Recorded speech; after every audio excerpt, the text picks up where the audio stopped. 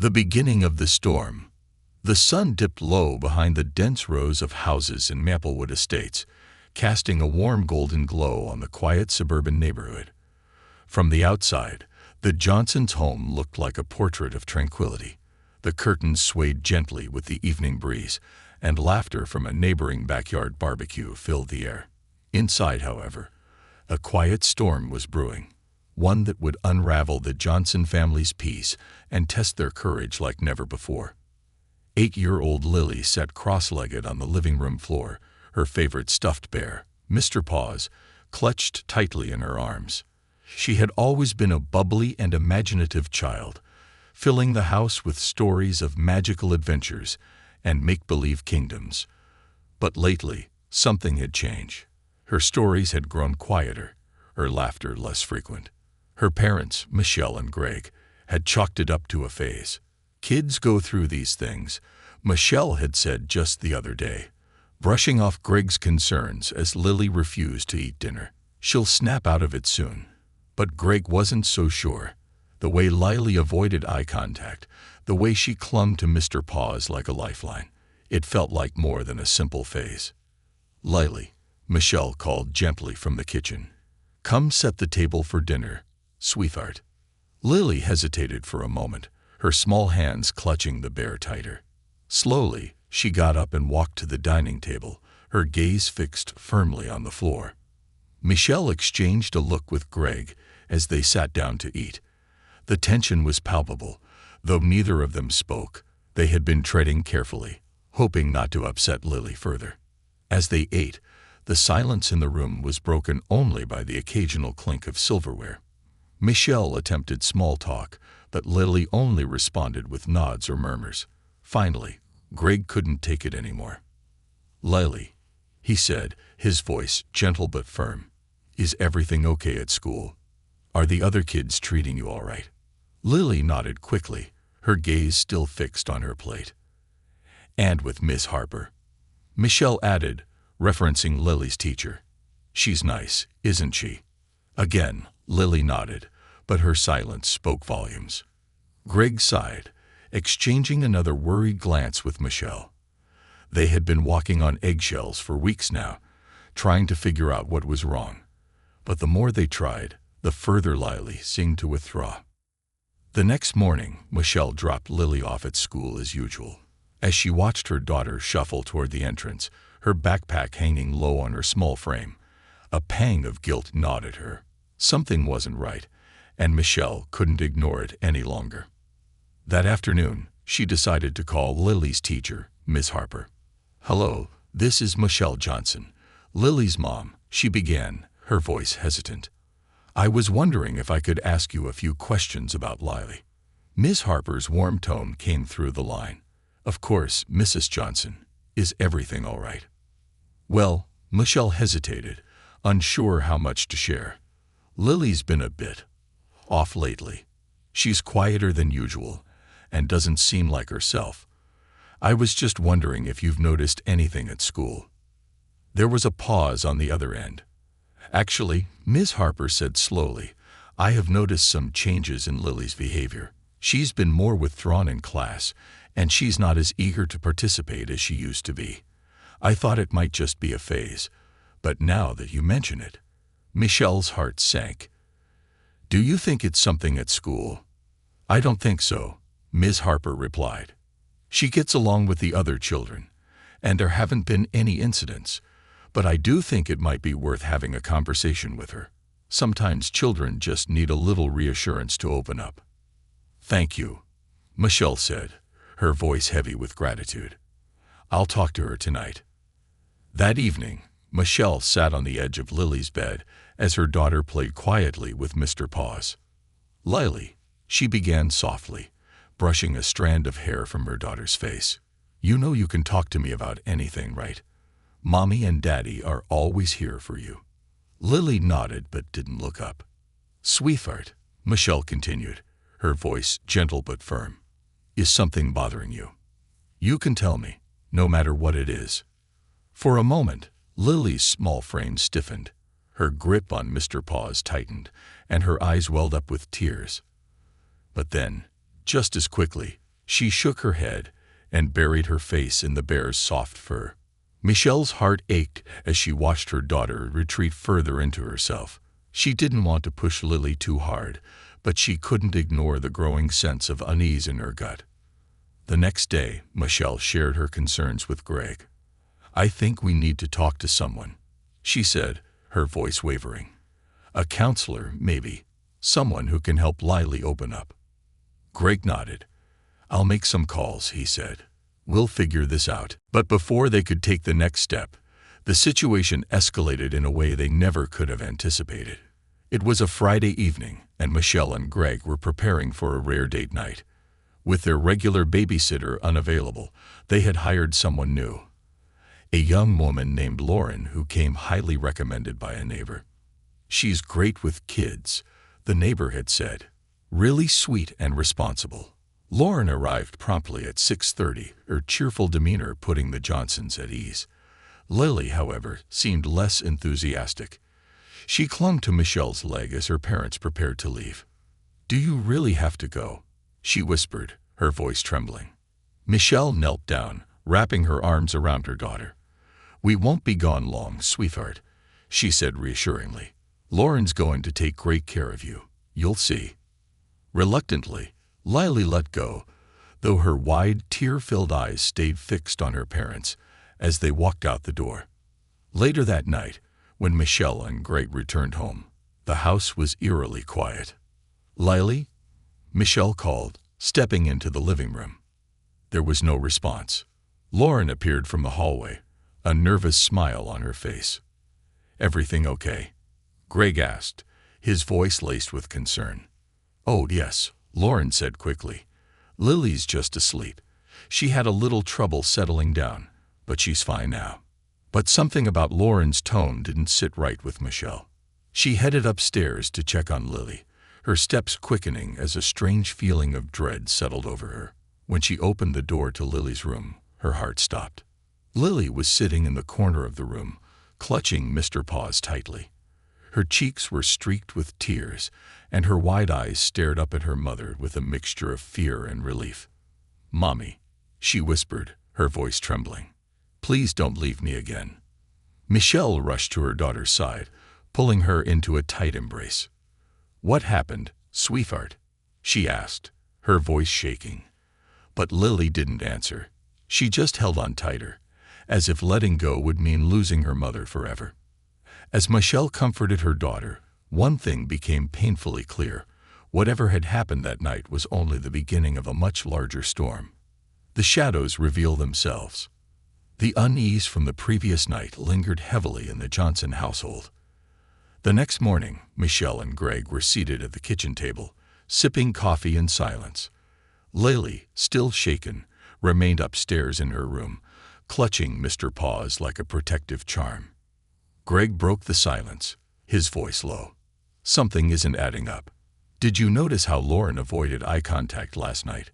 She looked nervous, almost guilty." Michelle nodded, her stomach churning. "Lily hasn't said a word about what happened. I'm worried she's afraid to tell us."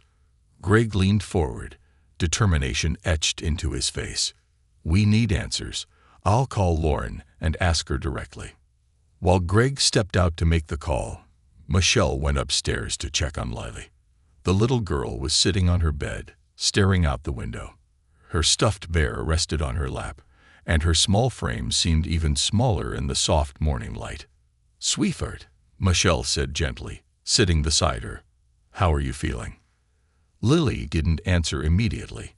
Her fingers traced the seams of Mr. Paws, her gaze distant. Finally, she whispered, "I don't like Lauren, Mommy." Michelle's heart clenched. "Why, honey? Did something happen last night?" Lily hesitated, her small hands trembling. She got mad at me," she said softly. "I wanted to call you, but she said I couldn't. She told me I was being a baby." Michelle's breath caught. "What else did she say?" "She said I had to stay in my room because I was being annoying," Lily continued, her voice barely audible. "I didn't do anything wrong, Mommy. I just wanted you to come home." Tears filled Michelle's eyes as she pulled her daughter into a hug. You didn't do anything wrong, Lily. I'm so sorry we left you with her." At that moment, Greg returned, his expression grim. "Lauren isn't answering," he said, frustration evident in his tone. "Her phone goes straight to voicemail." Michelle explained what Lily had shared, and Greg's jaw tightened. "We're reporting this," he said firmly. "No one should treat our daughter like that." Later that day, Michelle and Greg drove to the local police station, bringing Lily with them. The officer on duty, Sergeant Harris, listened carefully as they described the events of the previous night. "Did Lauren have any prior interactions with your family before this?" Harris asked. "No," Michelle replied. "She came highly recommended by our neighbor, but now, on questioning everything." Harris nodded, jotting down notes. "We'll look into her background. In the meantime, I'd advise not leaving Lily with anyone until we can verify this individual's credentials." As they left the station, Lily clung tightly to Michelle's hand. "Is Lauren in trouble?" she asked, her voice tinged with worry. "She might be," Michelle said gently. "But it's not your fault, sweetheart.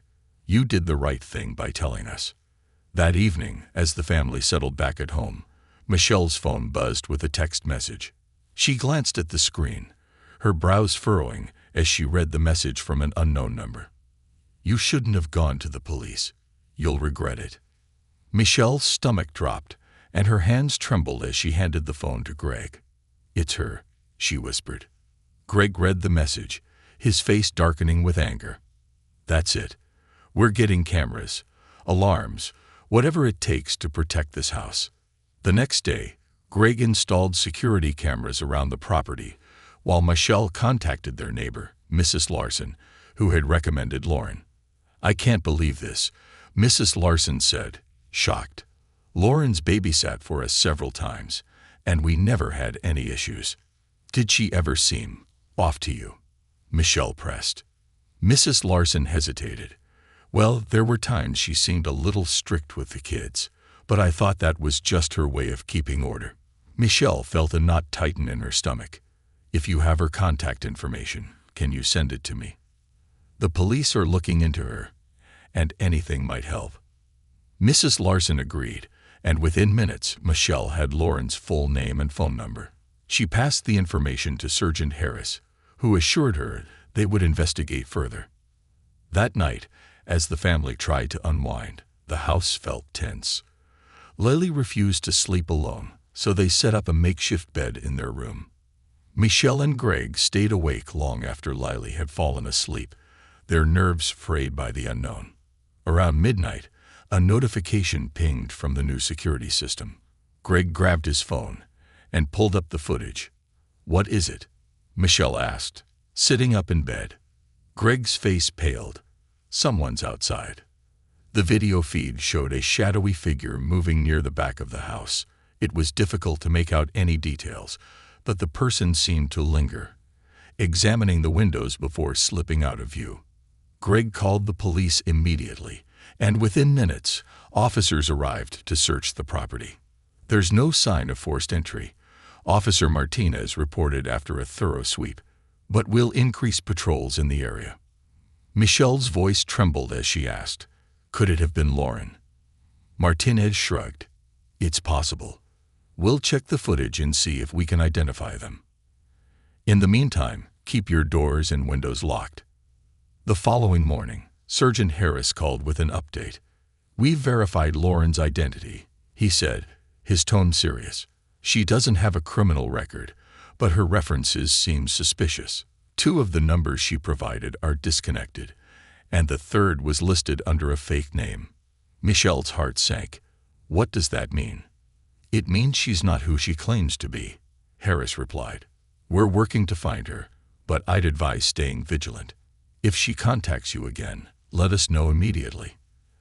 As the days passed, the sense of dread only grew. The anonymous text messages continued, each one more threatening than the last. The family began to feel like prisoners in their own home, jumping at every sound and shadow. Then, one afternoon, Lily found something strange in the backyard, a small stuffed bear identical to Mr. Paws. She brought it inside, her face pale. "Mommy, where did this come from?" she asked, holding the bear out. Michelle froze. "Where did you find this?" "By the fence," Lily said. "Is it mine?" Michelle shook her head, her hands trembling as she took the bear. It wasn't one they had purchased. Greg inspected the bear, finding a folded piece of paper tucked into its stuffing. The note read, "I'm closer than you think. The masks come off." The air inside the Johnsons' home was heavy, every corner filled with an oppressive tension that grew by the day. The note tucked inside the stuffed bear had sent a wave of unease rippling through the family, but it also spurred them to action. Michelle and Greg were done waiting for answers. They needed to take control of the situation before it spiraled further out of hand.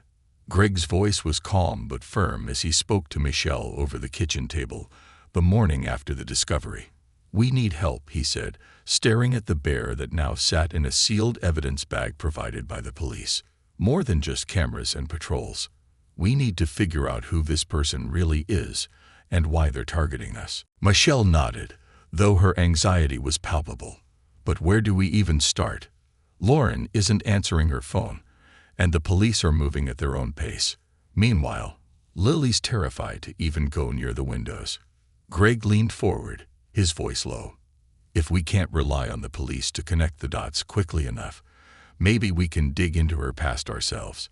Mrs. Larson mentioned she found Lauren through a neighborhood app, right? We could start there." Michelle's eyes widened. "You're right. If there's a trail of her offering babysitting services, maybe someone else has had issues with her, or maybe she's left behind other clues."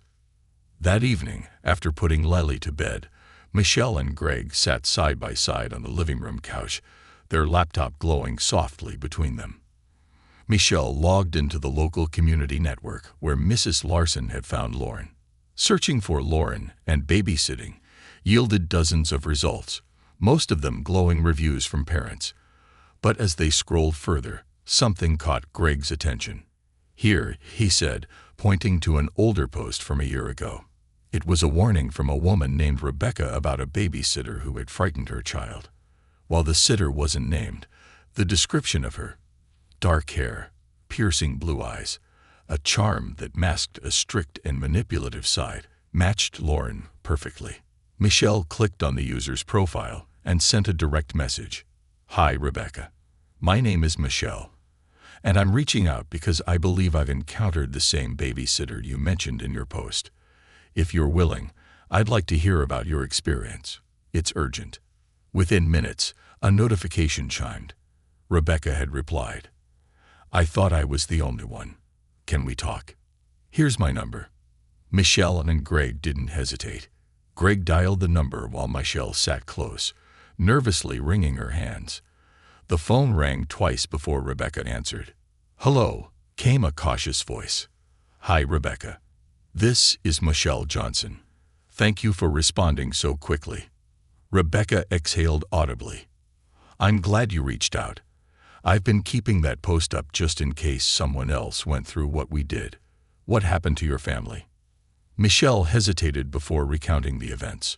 Lauren's brief time as their babysitter, the way Lily had reacted, and the escalating threats after they went to the police. By the time she finished, Rebecca's tone had shifted from cautious to serious. "That's almost exactly what happened to us," Rebecca said. "Lauren, or whatever her real name is, was charming at first. My son, Ethan, seemed to like her. But after a few weeks, I noticed changes. He became quiet, withdrawn, and afraid to be alone. Then one day, I came home early and found him locked in his room, crying.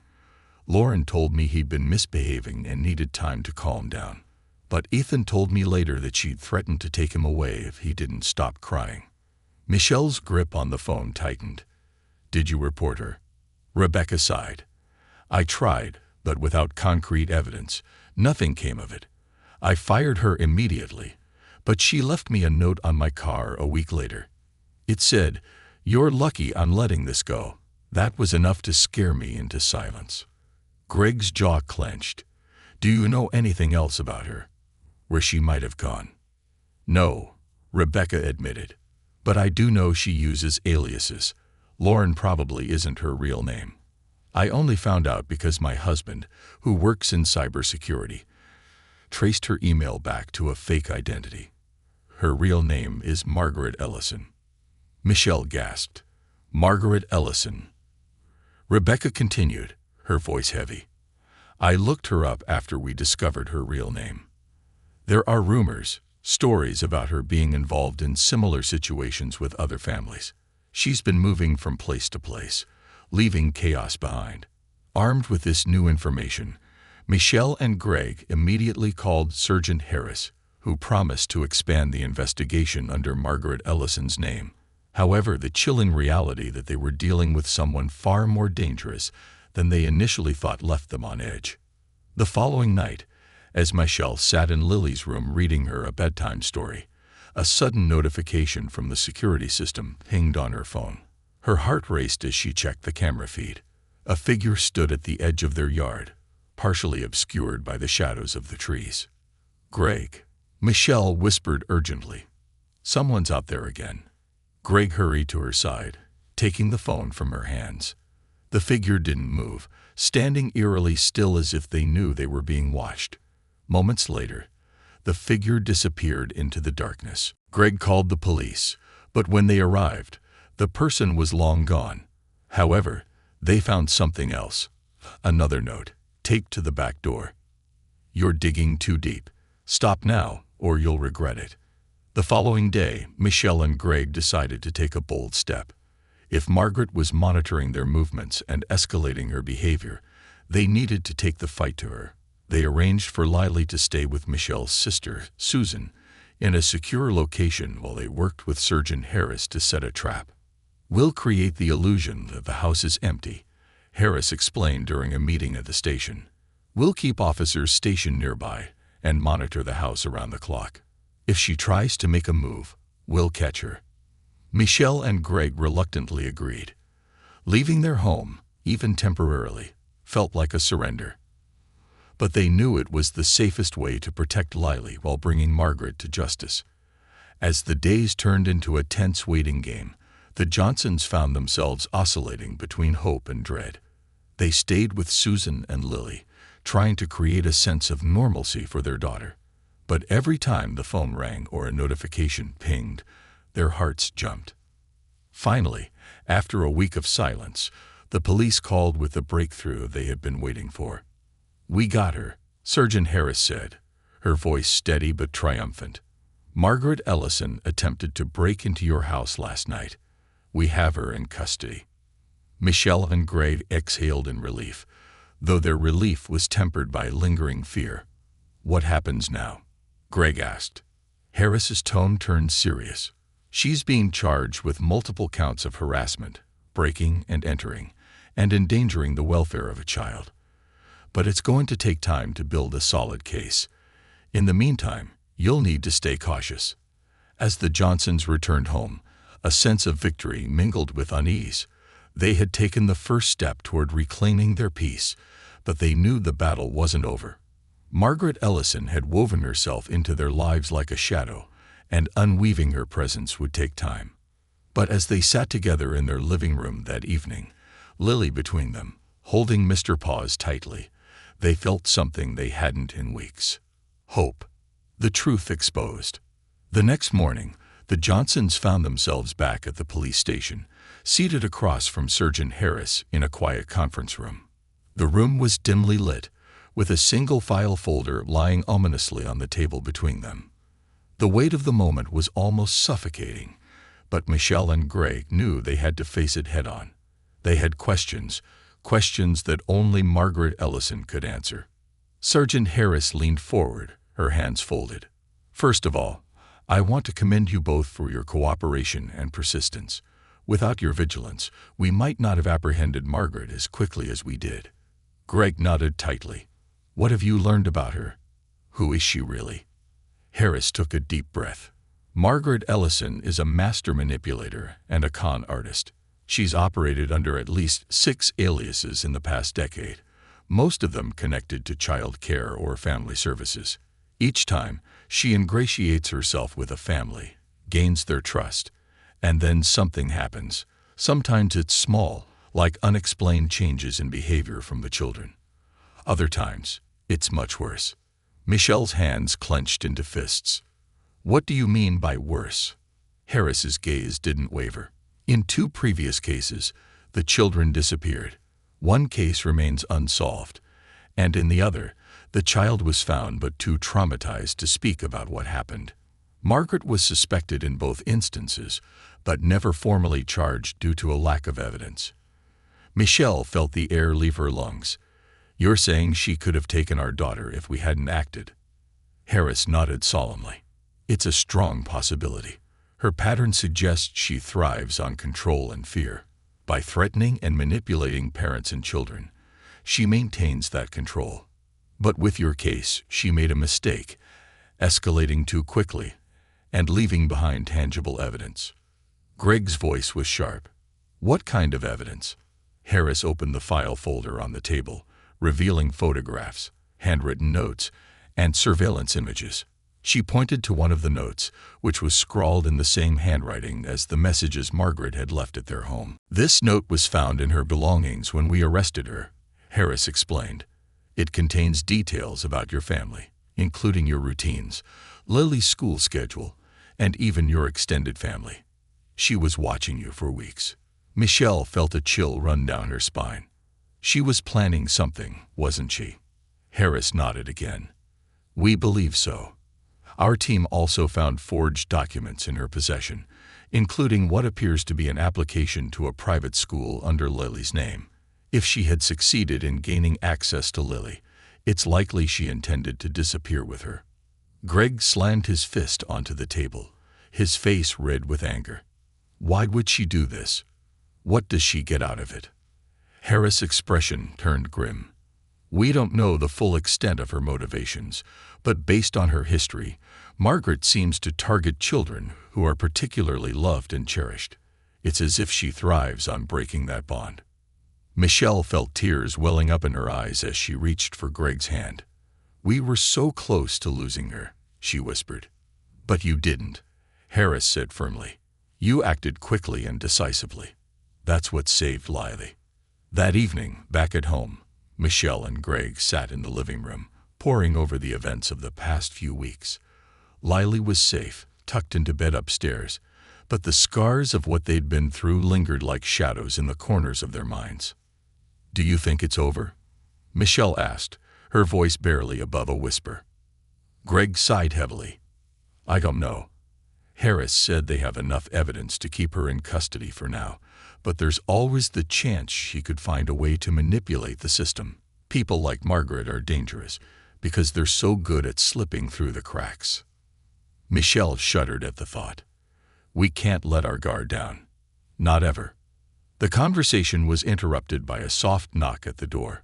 Both Michelle and Greg froze, their hearts pounding. Greg grabbed the baseball bat he kept by the couch since the ordeal began and approached the door cautiously. Who is it? He called out. It's Harris, came the reply. Greg relaxed slightly and opened the door to find Sergeant Harris standing on the porch, her expression serious but calm. I'm sorry to show up unannounced, Harris said as she stepped inside. But there's something I need to discuss with you. Michelle gestured for her to sit down, her anxiety mounting. Is it about Margaret? Harris nodded. Yes. During her interrogation, she made some startling claims. Normally, I wouldn't share this with you until we had verified everything, but I believe you deserve to know. Greg's jaw tightened. What did she say? Harris hesitated before responding. She admitted to targeting your family specifically. She claimed she chose you because she saw Lily at the park one afternoon and was struck by how much love and attention you both gave her. In her words, she wanted to see if she could break that bond. Michelle's hand flew to her mouth. That's sick. It is, Harris agreed. But there's more. She hinted at having accomplices, people who help her gather information and create fake identities. We're working to track down these individuals, but it's clear that Margaret isn't operating alone. Greg's fists clenched. So we're still in danger. Harris's tone softened. We're doing everything we can to ensure your safety. I've assigned a dedicated team to monitor your case, and we'll be keeping a close eye on Margaret's known associates. But I won't lie to you. This isn't going to be resolved overnight." Michelle nodded, her resolve hardening. "We'll do whatever it takes to protect our family." Over the next few weeks, the Johnsons took every precaution. They upgraded their security system, installed motion-activated lights around the property, and maintained close contact with Sergeant Harris. Despite the lingering fear, they began to reclaim a sense of normalcy, determined not to let Margaret's actions define their lives. One afternoon, as Michelle was cleaning out the living room, she found an old family photo tucked between the couch cushions. It was a picture of her, Greg, and Lily at the park, the same park where Margaret had first seen them. As she stared at the photo, Michelle felt a surge of determination. They had faced unimaginable fear and come out stronger. Margaret might have tried to tear them apart, but she hadn't succeeded. Their love for Lily, their bond as a family, was unbreakable.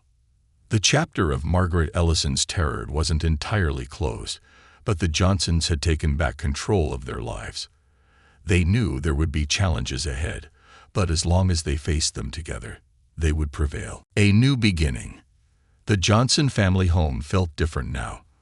Though the physical evidence of Margaret's torment had been scrubbed away, the threatening notes, the stuffed bear, and the shattered glass, an invisible weight still lingered. Every creak of the floorboards, every shadow stretching across the walls in the evening light, brought a flicker of unease. But slowly, the Johnsons began to rebuild what had been broken, brick by emotional brick. It started with small steps. Lily, who had been sleeping in her parents' room for weeks, finally felt brave enough to return to her own bed. Greg and Michelle took turns reading her stories until she fell asleep, leaving the hallway light on so she wouldn't feel alone. They reinforced their nighttime rituals, ensuring Lily felt safe and loved. One crisp Saturday morning, Michelle suggested they return to the park, the very place where Margaret had first seen them. At first, the idea was met with resistance. "What if she has someone watching us?" Greg asked, his brow furrowed as he folded his arms. "She's in custody," Michelle reminded him, her voice steady but gentle. "We can't let her steal this from us. This was Lily's favorite place. We need to show her it's still safe." Greg hesitated but eventually nodded. "You're right. We need to take it back." The park was alive with the sounds of children's laughter and birds chirping in the trees. The sun shone brightly, its warmth cutting through the crisp autumn air. Lily clutched Mr. Paws tightly as she hesitated near the playground entrance. "Are you sure it's okay, Mommy?" she asked, her voice small but hopeful. Michelle crouched to Lily's level, brushing a strand of hair from her daughter's face. "It's more than okay, sweetheart. This is your happy place, and nothing can take that away from you." Lily nodded slowly, her grip on the bear loosening. She took tentative steps toward the swings, glancing back at her parents for reassurance. When Michelle and Greg smiled and waved, Lily's confidence grew. Moments later, she was laughing and swinging as high as her small legs could push her. Michelle sat on a nearby bench, her heart swelling with a mixture of relief and pride. "She's so strong," she said softly. Greg nodded, watching their daughter. "She gets that from you." The park visit marked the beginning of a turning point for the Johnsons. They began to reclaim their routines, finding comfort in the everyday moments they once took for granted. But they also knew they couldn't simply move on without addressing the trauma they had endured. One evening, Greg broached the subject over dinner. "I think we should consider family counseling," he said, his voice tentative. Michelle paused, considering his words. "Do you think Lily's ready for that?" "I think it would help," Greg said. "Not just for her, but for all of us. We've been through a lot, and talking to someone could make a difference." Michelle nodded slowly. "You're right. Let's look into it." A week later, the Johnsons found themselves in the cozy office of Dr. Clara Monroe, a family therapist who came highly recommended by Surgeon Harris. The room was warm and inviting, with plush chairs and shelves filled with books and toys. Lily sat on Michelle's lap, clutching Mr. Paws as she eyed the room warily. Dr. Monroe smiled warmly. "Hi, Lily. My name is Clara. Do you like to draw?" Lily nodded hesitantly. "Great," Dr. Monroe said, sliding a sheet of paper and a box of crayons across the table. "Why don't you draw me something while I talk to your mom and dad? You can draw anything you like. Your favorite animal, a happy memory, whatever makes you feel good." Lily glanced at her parents for reassurance before picking up a crayon and starting to draw. As she worked, Dr. Monroe turned her attention to Michelle and Greg. "First of all, I want to commend you both for seeking help," she said. "It takes courage to face something like this head-on." Greg shifted in his seat. "We're just trying to do what's best for Lily. For all of us." Dr. Monroe nodded. "And you're already taking the right steps. Trauma, especially for children, can have lasting effects if it's not addressed. But with the right support, Lily and both of you can heal." Over the next several weeks, the Johnsons attended regular sessions with Dr. Monroe. Lily began to open up about her fears, expressing them through drawings and stories. She talked about the nights when Lauren had yelled at her, the times she had felt scared and alone, and the overwhelming relief she felt when her parents came to her rescue. Michelle and Greg also shared their experiences, admitting their feelings of guilt and helplessness. Dr. Monroe guided them through the process of letting go of those emotions, reminding them that they had done everything in their power to protect their daughter. "You can't change what happened," she told them during one session, "but you can control how you move forward. And from what I've seen, you're already doing an incredible job." As the weeks turned into months, the Johnsons began to find their rhythm again. They celebrated Lily's 9th birthday with a small party at home, surrounded by friends and family who had supported them throughout their ordeal. For the first time in a long while, their home was filled with laughter and joy. Michelle stood in the kitchen, watching Lily blow out her candles with a wide smile. "Look at her," she said to Greg. "She's happy again." Greg wrapped an arm around her shoulders. "She's resilient, just like her mom." One afternoon, Michelle received a call from Sergeant Harris with an update on Margaret's case. "We've uncovered more of her accomplices," Harris said. "It's going to take time to untangle everything, but I thought you'd like to know that progress is being made." Michelle thanked her, feeling a sense of closure beginning to take shape. While the scars of their experience would never fully disappear, the knowledge that Margaret and her network were being dismantled brought a measure of peace. That evening, as the family gathered on the couch for a movie night, Lily snuggled between her parents, her laughter ringing out as the characters on screen bumbled through a silly adventure. Michelle and Greg exchanged a smile, their hearts full.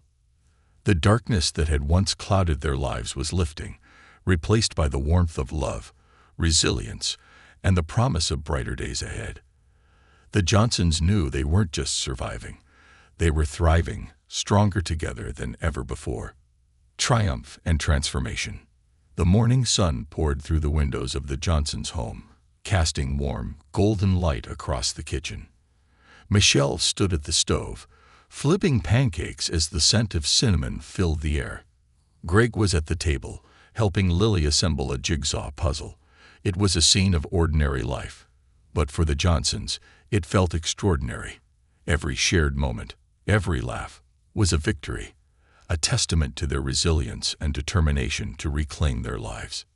"Mommy, look. I found the edge piece," Lily exclaimed, holding up a small puzzle piece with a triumphant grin. Michelle turned, her face lighting up with pride. "That's great, sweetheart. We're almost finished." Greg chuckled, sipping his coffee. "At this rate, you'll have it done before breakfast." Lily beamed, her eyes shining with a joy that had been absent for so long. It was a sight Michelle and Greg never took for granted. Their journey from fear to healing hadn't been easy, but it had brought them closer as a family. That afternoon, the Johnsons had an important meeting at the police station. Sergeant Harris had invited them to attend a press briefing, where the department would announce the dismantling of Margaret Ellison's network. For Michelle and Greg, it was a chance to finally confront the shadow that had loomed over their lives and celebrate the progress they had made. When they arrived, the station was buzzing with reporters, their cameras and microphones poised for the announcement. Sergeant Harris greeted them with a warm smile. "I'm glad you could make it," she said. "Your bravery and cooperation were instrumental in making this happen." Greg nodded. "We just wanted to protect our daughter. But knowing we helped stop her from hurting anyone else, it means everything." As the briefing began, Harris took the podium, her voice steady and commanding. She detailed the investigation's success, the arrest of Margaret Ellison, the identification of her accomplices, and the recovery of evidence that linked her to multiple cases across the state. "Today," Harris concluded, "we not only hold Margaret Ellison accountable for her actions, but we also send a message to others like her. Families are stronger than fear, and justice will prevail." The room erupted in applause, and Michelle felt a lump rise in her throat. She reached for Greg's hand, their fingers interlocking in silent solidarity. This moment wasn't just about justice, it was about their family reclaiming their story. After the press conference, Harris pulled the Johnsons aside. "There's one more thing," she said, her tone softer now. "We've recovered some personal items Margaret kept. Among them were photographs of Lily." Michelle's heart clenched. "Photographs?" Harris nodded. "She had been watching your family for longer than we initially thought. It's unsettling, I know, but we wanted to be transparent." Greg's jaw tightened. "What happens to those photos now?" "They'll remain in evidence for the trial," Harris assured them. "But Margaret won't have access to them. You can rest easy knowing she's in custody and won't be a threat to anyone else." Despite the lingering unease, Michelle felt a sense of closure. The photos were a chilling reminder of how close they had come to disaster, but they were also proof of how far they had come. In the weeks that followed, the Johnsons continued to heal, each day bringing new milestones. Lily returned to school, and with the support of her teachers and classmates, began to regain her confidence. Greg threw himself into a new project at work, channeling his energy into something constructive. Michelle, inspired by their journey, decided to write about their experience. "What if our story could help other families?" she asked Greg one evening as they sat together on the couch. Greg nodded thoughtfully.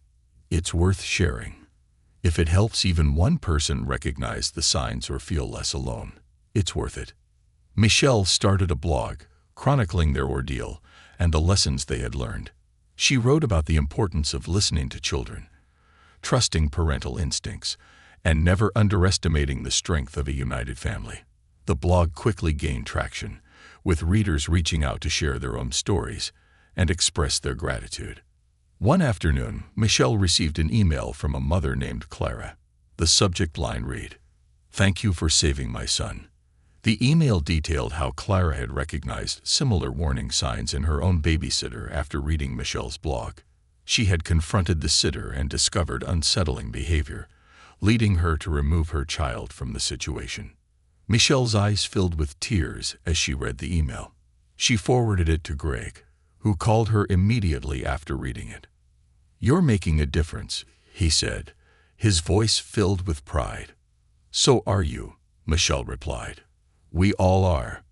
Months later, as the family celebrated the arrival of spring, their home was filled with laughter and light.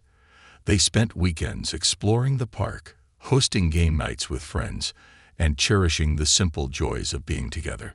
One evening, as they sat around the dinner table, Lily looked up at her parents and smiled. "I'm happy," she said simply. Michelle reached across the table to squeeze her daughter's hand. "We are, too, sweetheart. We're so proud of you." Greg raised his glass of lemonade. "To us, to family, resilience, and new beginnings." Lily giggled and clinked her glass against his. "And to Mr. Paws." The room erupted in laughter, the sound echoing through the house like a song of triumph. The shadows of the past had finally lifted, replaced by a bright, hopeful future. The Johnsons knew they couldn't erase the scars of their experience, but they also knew those scars were a testament to their strength.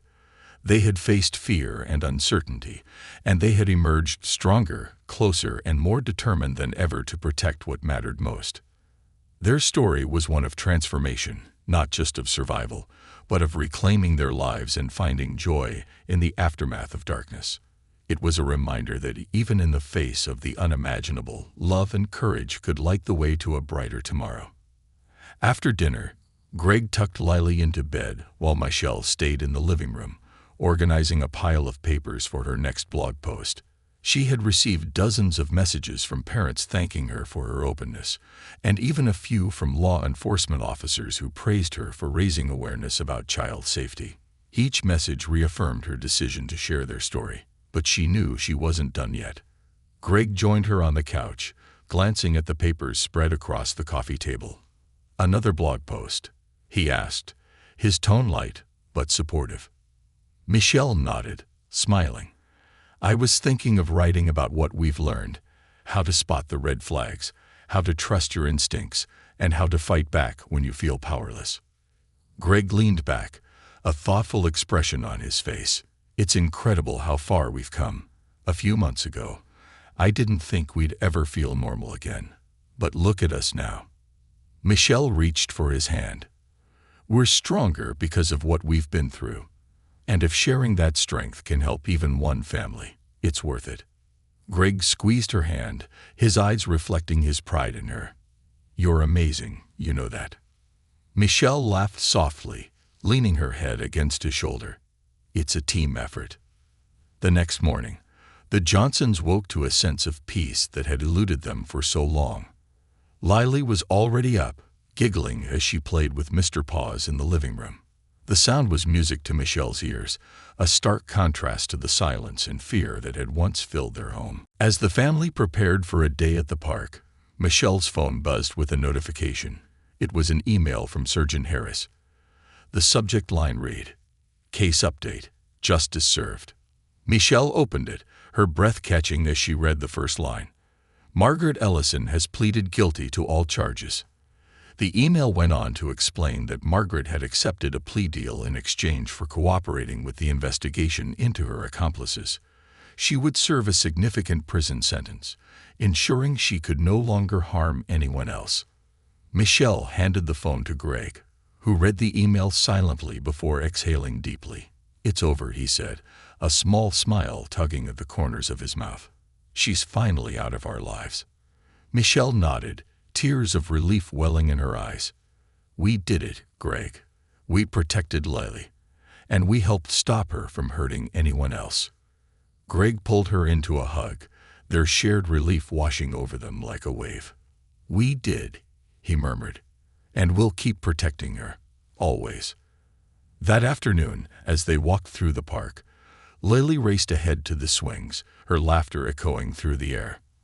Michelle and Greg followed at a leisurely pace, their hands intertwined. "She's going to be okay," Michelle said, watching their daughter with a mixture of pride and love. "We all are." Greg nodded. "We've been through the worst, and we came out stronger. Nothing can break us." As the sun dipped low in the sky, painting the park in shades of gold and pink, the Johnsons sat together on a bench, soaking in the beauty of the moment. Lily climbed into Greg's lap, her eyes bright with excitement. "Can we come back tomorrow?" she asked, her voice filled with hope.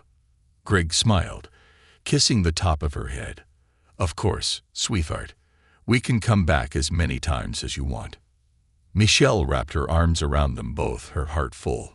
For the first time in months, she felt the weight of the past begin to lift completely. They had weathered the storm and come out stronger, their family bond unshakable. As the last rays of sunlight faded and the stars began to twinkle in the sky, the Johnsons walked home together, their laughter filling the air. They knew the journey hadn't been easy, but they also knew it had made them who they were, a family forged in love, resilience, and the unyielding strength to face anything life might throw their way. The shadows of fear were gone, replaced by the light of hope, love, and a future they would build together, one step at a time.